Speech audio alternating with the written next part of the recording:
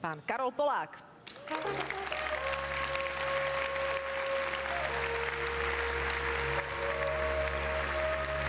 Dobrý večer. Dobrý večer. Dobrý večer. Dobrý večer všetkým. Som príliš vysoký na ten mikrofón asi, takže by som takto mal rozprávať. Nemusíte. Chcem sa v prvom rade poďakovať vedeniu Slovenskej televízie, že znovu ma pozvalo na túto krásnu akciu a rád odovzdám túto cenu tomu, kto si to zaslúži. Áno, áno. Jednoznačne. No. Ideme sa pozrieť na tých, ktorí sú nominovaní teda. Ja si myslím, že to urobme. Si ich pripomeňme. V kategórii komentátor športu sú nominovaní Peter Čambor, Marcel Merčiak, Ján Plesník.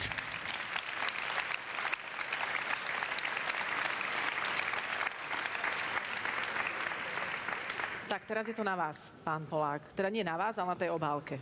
Aha. Ak by bolo na vás? Ak by bolo na mne... Máte svojho favorita, však? Ja by však? som nominoval všetkých troch, keby bolo na mne. Ale tu mám napísané... To je... Nečakané. Marcel Merčiak. No teda.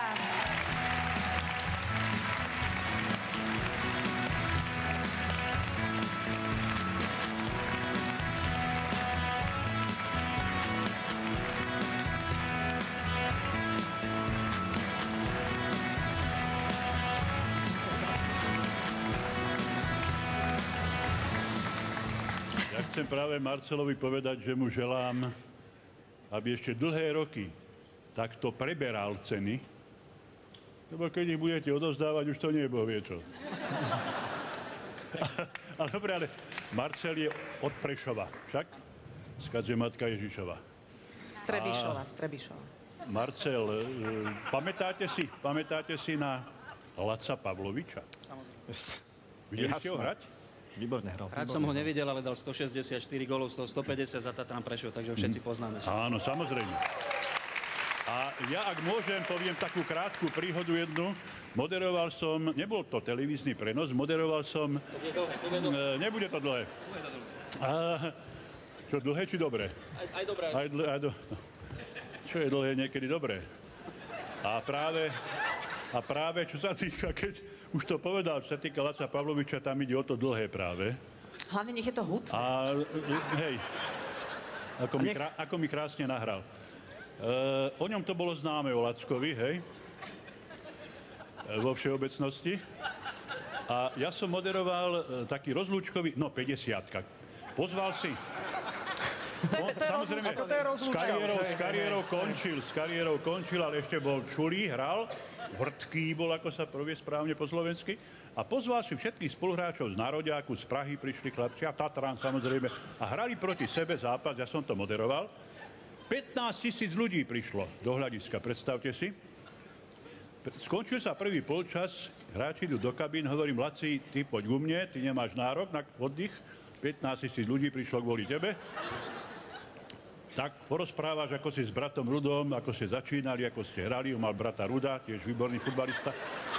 A čomu sa smejú vlastne? Ja neviem, ale... Dĺžke sa smejú. Ja to hneď skrátim. No. A hovorím, tak sme sa porozprávali a na záver hovorím, Laci, nejaký vtip povedz. A on hovorí, ja neznám vtipy autorista, povedz ty, Daco. Hovorí, Laco, ja už 2 hodiny tu meldujem, vyprávam. Ty povedz nejaký, ja neznám vtipy. Hovorím, dobre, Laco, poviem, ale to nebude vtip. To bude skutočná príhoda, ktorá sa stala tvojej pani manželke. Čiže toto bolo soundtrack k príhode, to nemyslíte vážne. Teraz ide až príhoda. Nie, ale veď ma počúvajte pozorne. Marcel, nesadneš si ešte? Tvojej...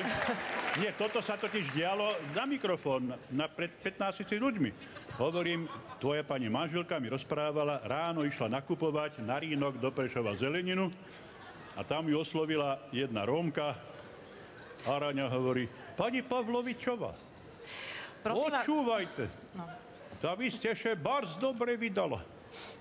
Ona taká prekvapená sa pýta, to jak znáš, Raňa? Ona hovorí, videla sa vašeho Lacího šikac.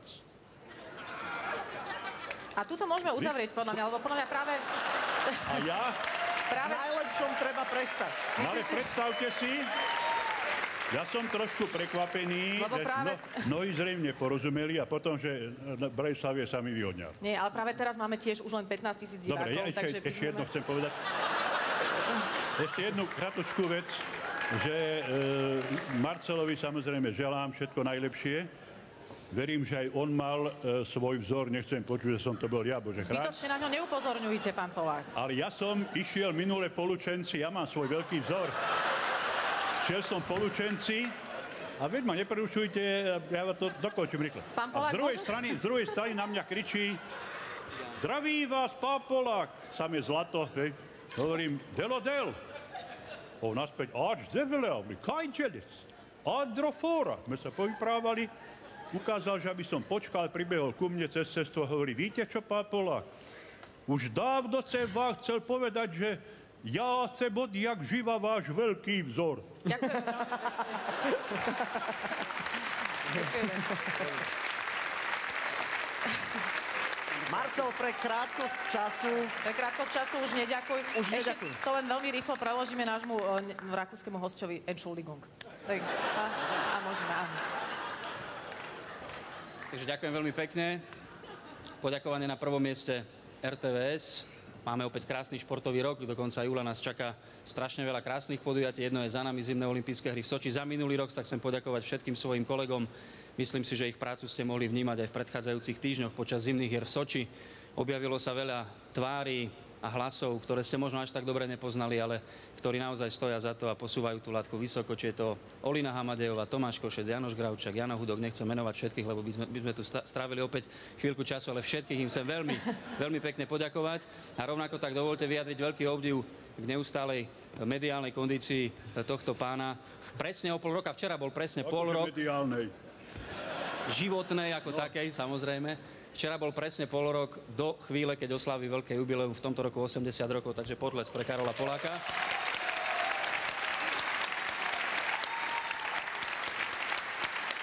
Dovolte ešte adresovať veľké poďakovanie rodičom do Prešova a mojej manželke Mirke, ktorá sa pre naše dve deti stáva nielen matkou, ale častokrát aj otcom. Ďakujem veľmi pekne, ľúbim ťa.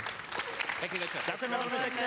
Ďakujem veľmi pekne, pán Karol Polák, legenda za slovenského blahoželanie. komentátorstva. Ja som si ani nevšimol, aký mám vek, lebo stareček Záhorák mi volakedy povedali, že Karolku, po 70 už neoslavujú narodzeniny, ale NM meniny. Ďakujeme veľmi pekne za odovzdanie ceny. Všetko dobré vám želáme.